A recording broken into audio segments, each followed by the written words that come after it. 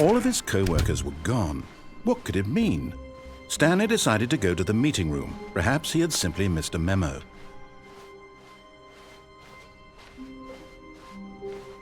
When Stanley came to a set of 2 open doors, this was not the correct way to the meeting room, and Stanley knew it perfectly well.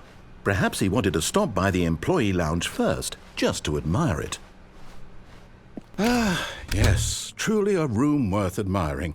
It had really been worth the detour after all, just to spend a few moments here in this immaculate, beautifully constructed room. Stanley simply stood here, drinking it all in. But eager to get back to business, Stanley took the first open door on his left. Stanley was so bad at following directions, it's incredible he wasn't fired years ago.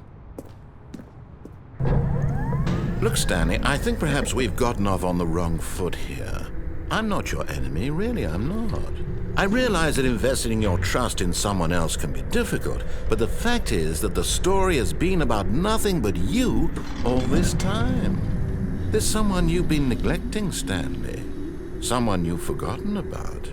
Please, stop trying to make every decision by yourself. Now, I'm not asking for me, I'm asking for her. This is it, Stanley. Your chance to redeem yourself. To put your work aside, to let her back into your life. She's been waiting.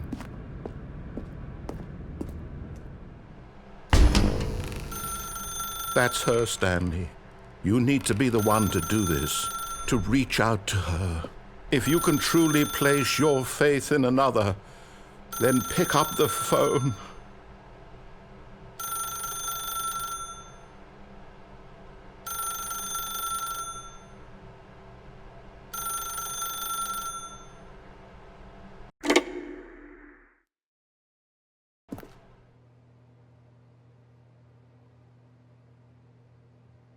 Is that you? Hold on, sweetie. Sorry to keep you waiting. I'm just pulling the bread out of the oven. All right. Okay, there we go. All right, now, I want you to come in and tell me all about your day.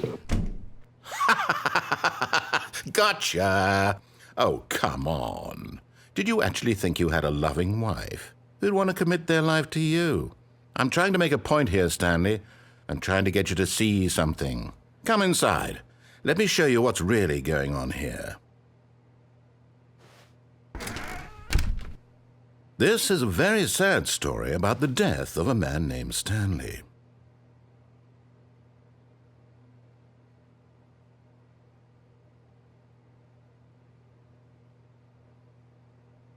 Stanley is quite a boring fellow.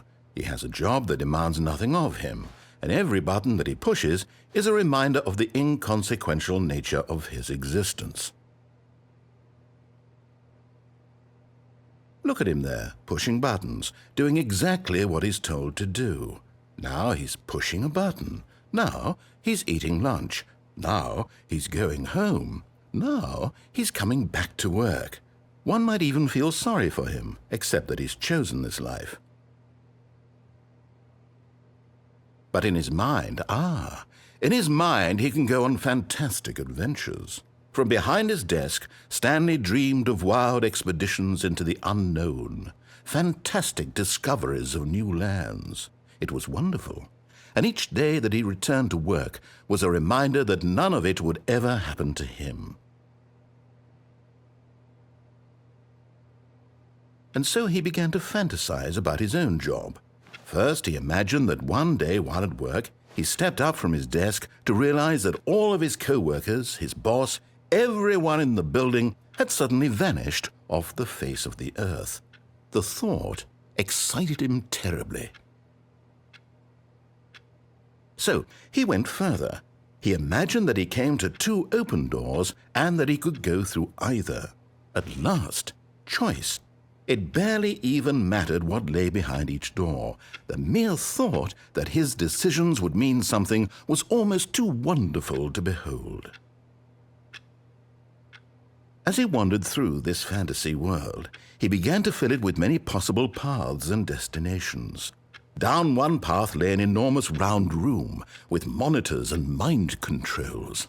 And down another was a yellow line that weaved in many directions. And down another was a game with a baby. And he called it the Stanley Parable. It was such a wonderful fantasy, and so in his head he relived it again, and then again, and again, over and over, wishing beyond hope that it would never end, that he might always feel this free. Surely there's an answer down some new path, mustn't there be? Perhaps if he played just one more time. But there is no answer. How could there possibly be? In reality, all he's doing is pushing the same buttons he always has. Nothing has changed. The longer he spends here, the more invested he gets, the more he forgets which life is the real one. And I'm trying to tell him this, that in this world he can never be anything but an observer, that as long as he remains here, he's slowly killing himself. But he won't listen to me. He won't stop. Here, watch this.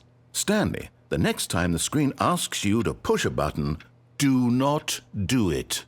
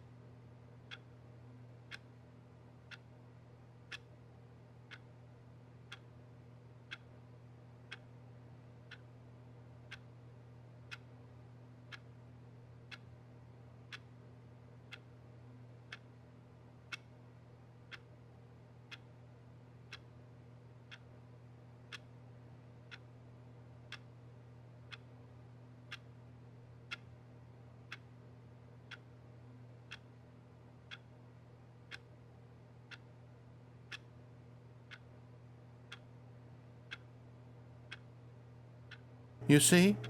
Can he just not hear me? How can I tell him in a way that he'll understand that every second he remains here, he's electing to kill himself? How can I get him to see what I see? How can I make him look at himself?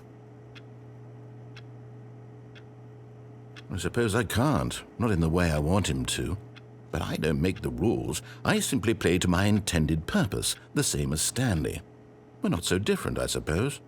I'll try once more to convey all this to him. I'm compelled to. I must. Perhaps, well, maybe this time he'll see. Maybe this time. And I tried again, and Stanley pushed a button. And I tried again, and Stanley pushed a button. And I tried